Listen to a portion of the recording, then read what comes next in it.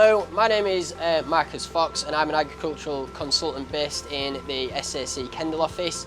I'm at Lawhall Farm today, which is near Kirby Stephen, Cumbria, and I'm going to talk about implementing a sustainable breeding programme in order to reduce carbon emissions within the dairy herd.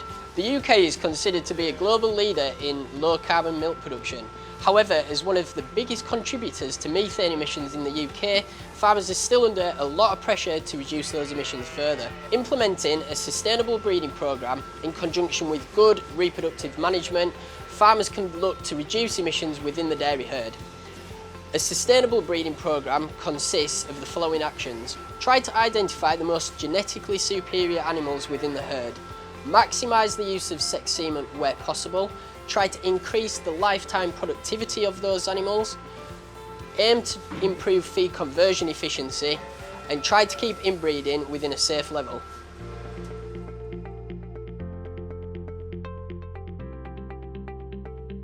In theory, as genetics are advancing, each generation should be more genetically superior than the generation before it.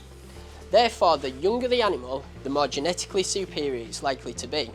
The biggest genetic gains are likely to come from pregnancies out of maiden heifers. Ideally, we should be prioritising maiden heifers for breeding our replacements. Now, we may not generate enough replacements just from our maiden heifers, so which animals within the milking portion of the herd do we want to be breeding our replacements from?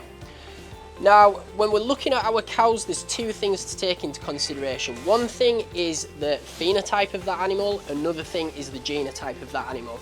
Now, the phenotype, they're the genetics that cow physically expresses. However, the genotype, they're the genes that cow is going to pass on to the next generation.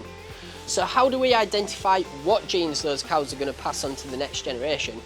Well, we can do something called genomic testing.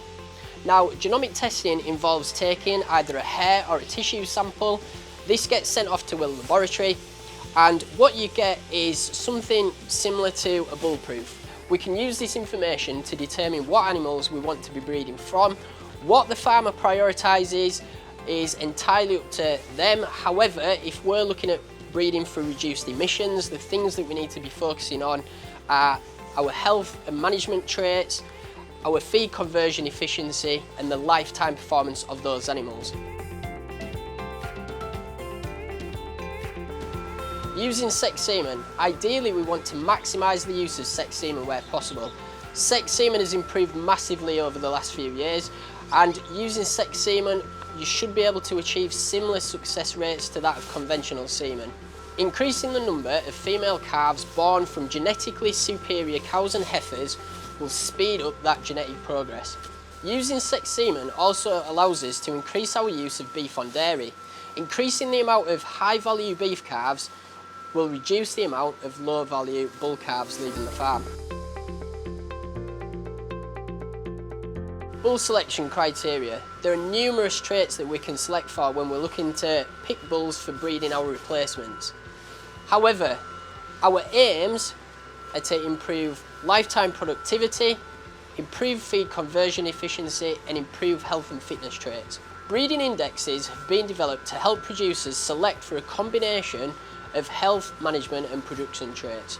These traits are weighted by relative economic importance and have been designed specifically for UK production systems. So, which breeding indexes should we be looking at? Well, for all year round calving herds, PLI is the one we should be looking at, and that's Profitable Lifetime Index. But then we've also got the Spring Calving Index and the Autumn Calving Index. PLI is breed specific, whereas Spring Calving Index and Autumn Calving Index can be used across breeds in order to identify the profitability of those daughters.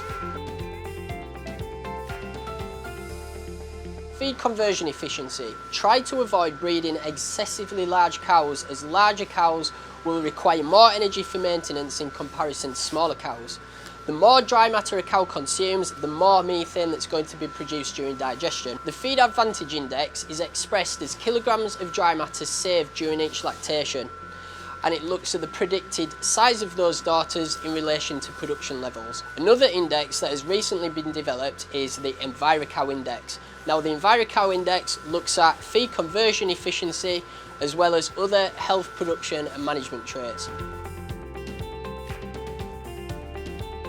One thing we need to be aware of when allocating those bulls to either the cows or the heifers is to try and keep inbreeding within a safe level. Any possible increase in inbreeding could impact future productivity and production levels. Consider using a computer mating program. Computer mating programs match each animal up with the most appropriate bull based on the farmer's breeding criteria and inbreeding parameters. One size doesn't fit all. Try and focus on traits that have a specific benefit to your herd and your system. Don't be over-selective. A tight selection criteria may eliminate certain bulls that potentially deliver the most benefits. Profitable lifetime index. When selecting bulls on PLI, try and select bulls that are equal to or higher than the highest ranking PLI cow within the herd. Measure to manage. Carry out carbon audits on a regular basis to assess performance and see where improvements can be made.